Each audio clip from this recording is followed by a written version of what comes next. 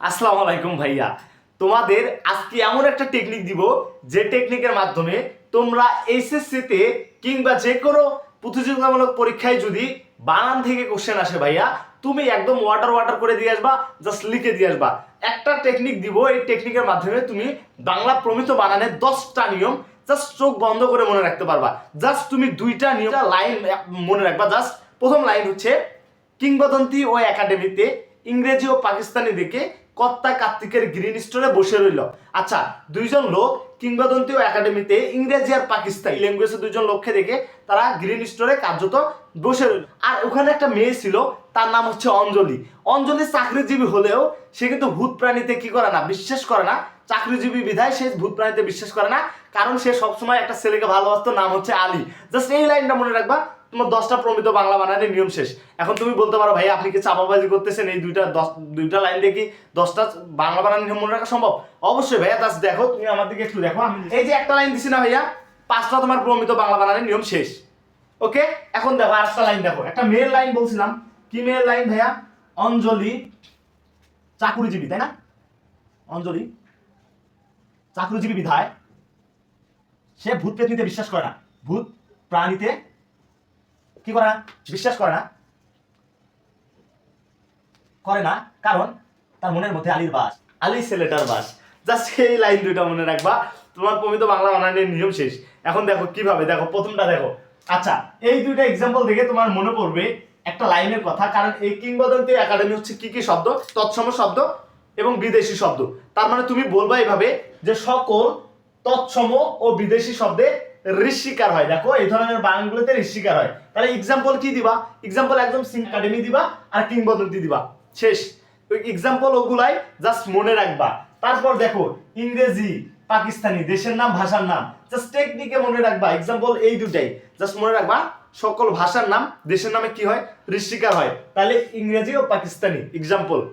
বুঝছো ভাইয়া? দুইটা পাইছো? ওকে, দেখো কর্তা কার্তিক, বিশেষত দেখো রেপ আছে। হ্যাঁ, তোমরা বলবা রেপের পর ব্যঞ্জন বর্ণের কি হয় না? দ্বিতীয় হয় না। কি হয় না? দ্বিতীয় হয় না। জাস্ট এক্সাম্পল কর্তা কার্তিক, শেষ। তারপর দেখো ভাইয়া গ্রিন এবং স্টোর, দেখো গ্রিন এবং স্টোর মানে বলবা তুমি যে বিদেশি শব্দে কখনো মূর্ধন্য ষ বা পেট কাটা মূর্ধন্য ষ যে আমরা বলি, এই দুইটার ব্যবহার হয় না। মূর্ধন্য ষ বা পেট কাটা মূর্ধন্য ষ ব্যবহার হয় না। তাহলে কয়টা লাইন পেলাম? 4টা। এই কার্যত, হ্যাঁ কার্যতের মধ্যে দেখো এগুলো কি শব্দ? বিদেশি শব্দ। তার মানে আমরা জানি রেপ থাকলে কিন্তু আমরা বিসর্গ ইউজ করতাম, তাই তো? তাহলে আমরা বলতে পারি এই লাইনটা দিয়ে, কার্যতর এক্সাম্পলটা দিয়ে, যে শব্দের শেষে কখনো কি হয় না? বিসর্গ হয় না। তার মানে যদি এক্সাম্পল বলে, তাহলে এই যে কার্যত দিবা, অথবা আরেকটা দিতে পারো প্রধানত, প্রধানত। তাহলে দুইটা এক্সাম্পল পাইছো ভাইয়া, শেষ। 5টা পাইছো তুমি। এখন দেখো, তুমি এখন বলবা যে এই নিচের লাইন দিয়ে তোমার 5টা প্রমিত বাংলা বানানের নিয়ম শেষ। কিভাবে? এক্সাম্পল দিচ্ছি, দেখো আছে অঞ্জলি। অঞ্জলি তার মানে এই অঞ্জলি যদি কখনো কোনো শব্দের শেষে বসে বা উচ্চারণে আসে, তাহলে অলওয়েজ সব সময় ঋষিকার হয়। এখন এক্সাম্পল দেন ভাইয়া।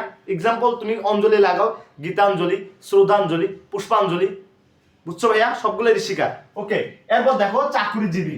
এই দেখো অঞ্জলি চাকরিজীবী বিধায় সে ভূত প্রেরিতে বিশ্বাস করে না। জীবী আছে না? তার মানে তুমি মনে রাখবা, জীবী বানানে অলওয়েজ দীর্ঘিকার হয়। জীবী বানান যদি কোনো শব্দের শেষে বসে, কিংবা জীবী বানানের ক্ষেত্রে অলওয়েজ কি হয়? দীর্ঘইকার হয়। দুইটাই কি হয়? দীর্ঘইকার হয়। যেমন চাকরিজীবী, শ্রমজীবী, যত জীবী তুমি পাবা, শ্রমজীবী, চাকরিজীবী এবং আরো যত জীবী আছে, সবগুলো তুমি কি পাবা? দীর্ঘইকার পাবা। শুধু একটা শব্দে ঋষিকার পাবা, সেটা হচ্ছে জীবিকা। কি শব্দ? জীবিকা। জীবিকা শব্দটা তার কি আছে? জীবিকা। দেখো এই জীবী শব্দে কিন্তু ঋষিকার আছে। জাস্ট বলবা এভাবে যে জীবী বানানে সর্বদাই দীর্ঘইকার হয়, তবে জীবিকা বানানে ঋষিকার হয়, শেষ। ওকে, এখন দেখো তুমি এই যে ভূত প্রাণীতে বিশ্বাস করে না, জাস্ট মনে রাখবা ভূত দিয়ে, যে ভূত, অদ্ভুত, ভুতুরে। কি বলছি ভাইয়া? 3টা শব্দ বলছি, ভূত, অদ্ভুত, ভূত, অদ্ভুত, ভুতুরে, ভুতুরে।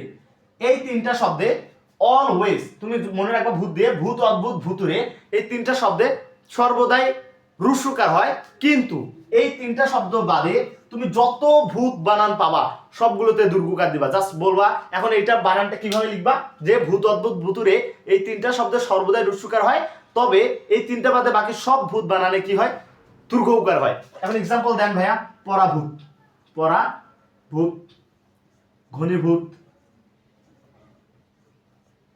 বাষ্পীভূত। দেখো ভাইয়া সবগুলোতে কি হয়েছে, দীর্ঘকায় হয়েছে, বুঝতে পারছো? এখন দেখো এই প্রাণী দ্বারা যদি তোমাদেরকে বোঝাই, তুমি জাস্ট মনে রাখবা যে প্রাণী বানানে সর্বদাই কি হয়, দীর্ঘইকার হয়। কিন্তু যদি প্রাণীর পর কোনো বর্ণ থাকে, এই প্রাণীর পর যদি এক্সট্রা কোনো বর্ণ থাকে তাহলে ঋষিকার হয়। এখন এক্সাম্পল দেন, এক্সাম্পল হচ্ছে এই যে প্রাণী বানানে দেখো দীর্ঘইকার, এখন এরপর বর্ণ লাগাও, প্রাণীবিদ্যা দেখো ঋষিকার, প্রাণীবিদ্যা দেখো ভাইয়া ঋষিকার হয়েছে না? তার মানে একদম সিম্পল, জাস্ট এটাতে মনে রাখবা। এখন আসলে এই আলিতে, আলি দিয়ে কিভাবে মনে রাখবা, তুমি জাস্ট মনে রাখবা যে আলি বানানের ক্ষেত্রে যদি কোনো শব্দের শেষে আলি উচ্চারিত হয়, আলি আসে, তাহলে সর্বদাই তুমি ঋষিকার ইউজ করবা। কিভাবে দেখো, আলি নিজে একটা মিতালি, সোনালি, রূপালী, একদম ইজি ভাইয়া, জাস্ট মনে রাখবা আলি বানানে সর্বদাই কি হবে, ঋষিকার হবে। তুমি 10টা পাইছো, 10টা পাইছো তো? হ্যাঁ, তাহলে অবশ্যই আমাদের ইউটিউব চ্যানেলে সাবস্ক্রাইব করে রাখো পরবর্তীতে এই ধরনের কোচিং টেকনিক পাওয়ার জন্য ভাইয়া।